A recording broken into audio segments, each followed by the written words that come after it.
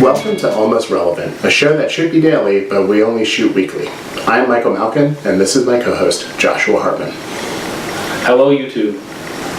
Our top story this week was Sony releasing the first trailer for the all-female remake of Ghostbusters. Starring Melissa McCarthy and Kristen Wiig, the film is set for release on July 15th. Josh, did the trailer make you think this will be the hottest all-girl film you see this year, or did it leave you feeling sad and disappointed?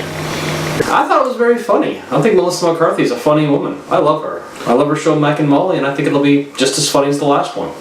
And I hope some of the original characters find a way to have a cameo appearance in it. I think what was really interesting and something that my wife told me after she watched it was she was kind of disappointed that she felt like it wasn't a sequel. She felt like it was just kind of a remake with different characters.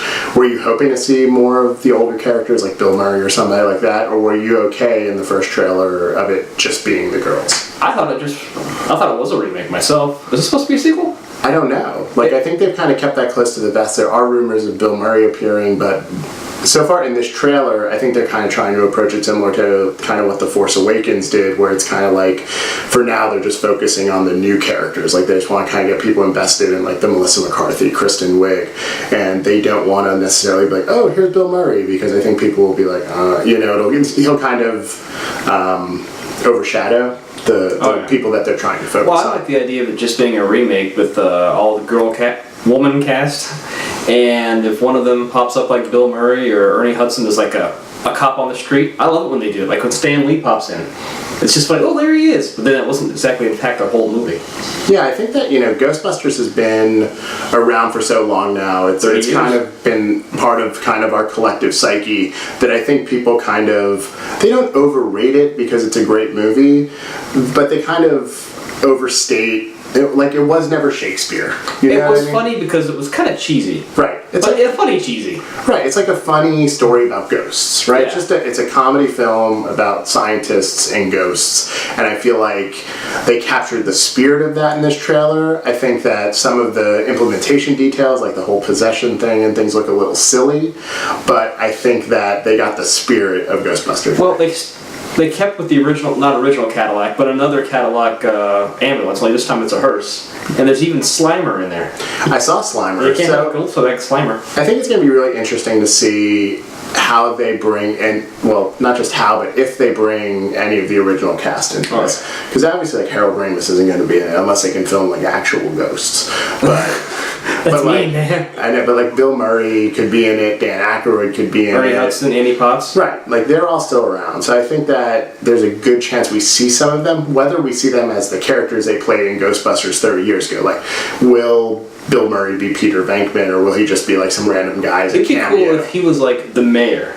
Yeah. That'd be a funny little cameo. It's like Stan Lee never plays Stan Lee in any of the Marvel he plays movies. A doctor, a lawyer, or the guy in the bar in Deadpool. Right, he's just there as a visual gag. It's not like he's I created all of you. He's just Stan Lee. He's just there for a cameo. So will it be more like that, or will it be more like a real, they're part of the story? Well, I love Ghostbusters enough to watch it over and over again. I will definitely give this movie a try because I'm nostalgic. I love the Ghostbusters. Absolutely. And it is true. This man has no dick. Liev Schreiber told MTV News at the Academy Awards that he would be open to reprising his role as Sabretooth in a third Wolverine movie alongside Hugh Jackman. Is it wise for Fox to go to the well one more time with Jackman and Schreiber, or should they reboot the franchise with younger actors and new stories? Well, I never loved Liev Schreiber or Sabretooth anyway. I like the Sabretooth from the original X-Men movie. Kane Hodder, I think he is. Hodder? No, Tyler Mane. Tyler Mane. He was a wrestler, I think. He was Sabretooth. He was big and feral. Liev Schreiber was... He was built like a brick shithouse. Yes. I like Liev Schreiber, though. Yeah, but as Sabretooth, he was kind of... I just think he was big and scary enough. He's kind of a sissy. I just think that, the X-Men movies, except for Deadpool, because Deadpool is a separate universe. Oh, yeah. But to me, the X-Men movies have become kind of this muddled mess.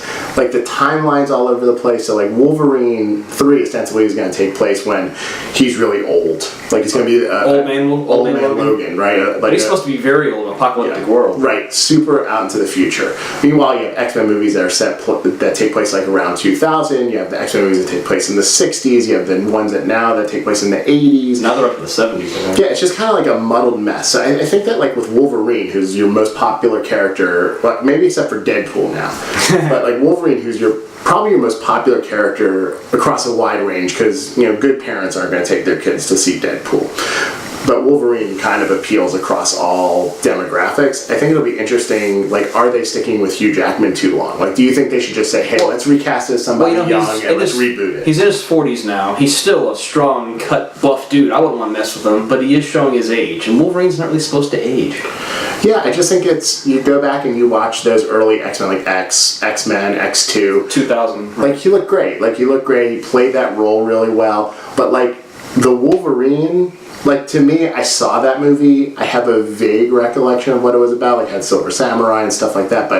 And it made decent money at the box office. But I don't think, like, anybody's running out to see that sequel again. And I think just the quicker they can kind of divorce Wolverine from the rest of the muddled X-Men universe, I think the better off they're going to be. I know. The true nerdists, us. Yes. If you follow the timeline, it's just going to tick you off.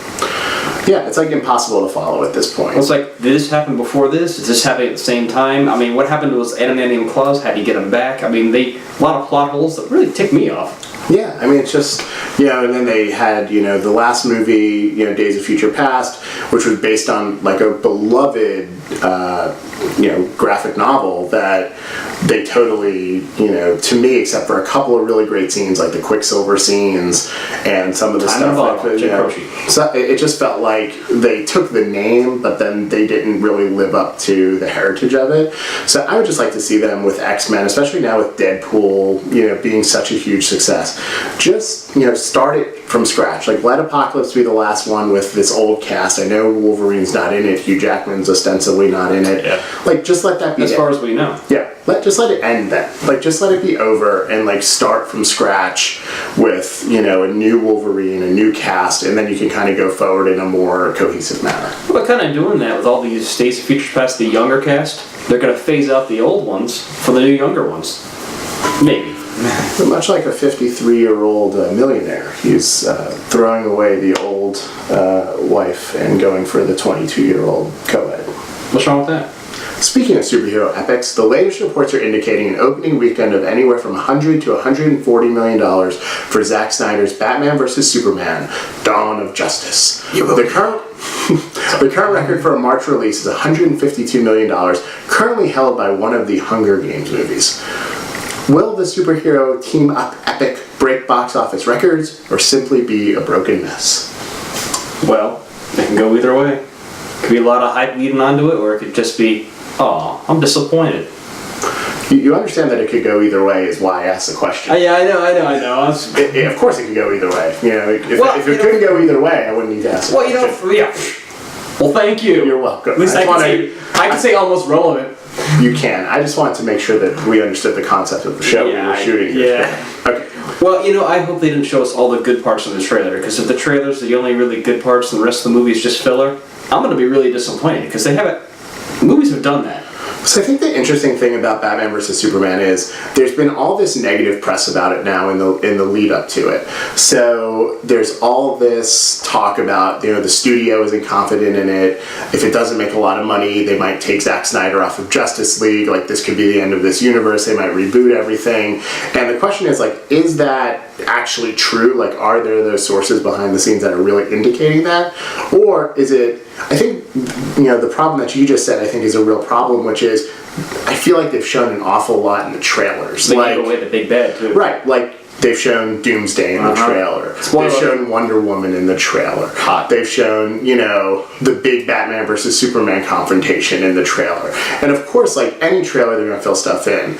But I think the fact that they've shown so much and maybe they are holding more back. Like, we haven't seen Aquaman yet in the trailers. Well, is that a big surprise? We've already seen him. I like movies when you watch it, and then there's oh my god, I didn't see that happening. But now that we know, it's like kind of got to spoil the big leading up to, oh my god, it's Doomsday. We know what he looks like. We know what he is. Like even something like that scene in the desert where like Superman flies down and he's got all his minions and then he goes and unmasks Batman, which if rumors are to be believed it takes place like in a dream sequence. Like why do you need that in the trailer then? Like save something for the actual movie. Like and maybe there are some surprises. Like maybe there's some things maybe like this is 10% of the movie. But I think a lot of the reasons the rumors are saying it's not going well is that what they're saying is that what this trailer is promising, the film itself can't deliver. Well, some people, when they first said Ben Affleck was going to be Batman, not everybody liked that. Because the movie, what was it, Daredevil. People didn't like that movie. I did. I did too. I liked him in Daredevil. I thought he was fine. I mean, Christian Bale, when they cast him as Batman, I'm like, that guy? But he did a good job, I think. I agree. I think that the concern, though, look, Deadpool to me is like an outlier. Like Deadpool did incredibly well, but we'll talk about this in a minute, but I feel like that was kind of, an outlier. I don't think it indicates anything for the long-term future. But if you look at it, right, Man of Steel made a lot of money. Oh, yeah. All the Batman movies have made a ton of money. Even the bad ones. Even more successful than Superman. So I think you kind of put these two things together. It's like chocolate and peanut butter. Like, I don't see how it doesn't at least do the 100. Like, if it comes any like from box office success, like they're saying 100 to 140. Like to me, if this doesn't do better than the Hunger Games, like 152 million, I would be shocked because I feel like there's just so much built-in demand for it. Like the trailers haven't really excited me, but it's still Batman versus Superman. I think I'm going to be there. Just because it's Batman versus Superman, which has been together for decades. We're waiting for it to see on film, not animated. It's going to make a hell of a lot of money just to see it once. Knowing you're probably going to see it like 6 times. Well, I don't know. Like, I was super excited. Like, I saw Star Wars 5 times in the theater. But I think Batman vs. Superman, I think I'm going to see it 1 time. Like, I'm excited to see it, but I don't think it's going to have that same kind of repeat viewing. Plus, like, I love Batman Superman. Like, you can't really see it, but I've got, pictures of the Joker and stuff up here. He really does. So I really love Batman. I enjoy Superman, but to me it doesn't have the same kind I of... like Batman better. Nostalgia. He's just so much cooler than Superman. The same kind of nostalgic flair for me as Superman does.